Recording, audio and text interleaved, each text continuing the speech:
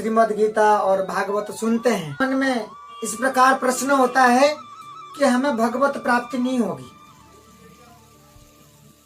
कि घर बार छोड़ना पड़ेगा। यही समझ में आता है उनको। सुनने के बाद में भी कई लोगों को यही समझ में आता है, और कोई कह भी देता है तो यही बोलते हैं कि नहीं नहीं, हमें तो भगवत प्राप्ति हम नहीं कर पाएंगे, नहीं होगी हमें। अरे क्यों नहीं होगी? नहीं नहीं, हम घर बार छोड़ना पड़ेगा, ये सब त्याग करने पड़ेंगे तभी होगा, नहीं होगी। तो एक बात बताइए, संत कैसे बनते हैं? जो संत होते हैं, संन्यास होते हैं, इनके स्वभाव में ही त्याग है। पूर्व जन्म का जो स्वभाव था, वो स्वभाव में ही इनका इस जन्म में स्वभाव में त्याग आता है उनको। और इसी संसार में ही रह करके आप भगवत ध्यान प्राप्त कर सकते हैं। इसी संसार में ही सब कुछ है, संसार में ही सब कुछ उत्पन्न है। इसी संसार में ही जन्म लिया भक्त ने, इस संसार में ही जन्म लिया संत ने। इसी संसार के अंदर ही रह करके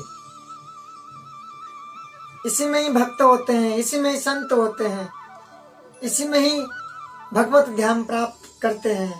तो किसने कहा कि सब कुछ त्याग करके ही होगा? संसार में रह करके, गृहस्थी में रह करके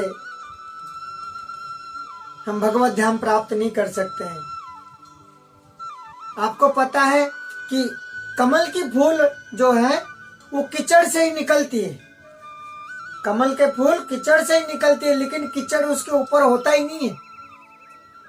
ये बिल्कुल एकदम साफ होता है, उसके ऊपर कोई कीचड़ नहीं लगता। हम उसको तोड़ देते हैं, वो क्या होता है?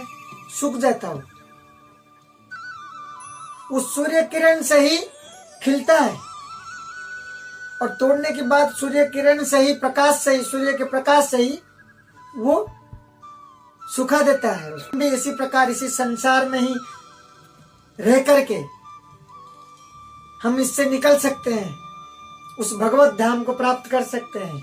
इस संसार में रह करके हम कर सकते हैं, और इस संसार में ही प्रभु हैं। हमें इसी संसार में रह करके हम उस चीज को प्राप्त कर सकते हैं, संभव है। त्याग नहीं कर सकते हैं, प्रेम से पा सकते हैं आप। त्याग, प्रेम, भाव, इनसे क्या होगा? इनसे मिलेंगे प्रभु, इनसे हमारे ठाकुर जी मिलेंगे। आप त्याग नहीं कर सकते हो, रह करके इसी संसार में रह करके सब कुछ करते हुए आप भी प्राप्त कर सकते हैं।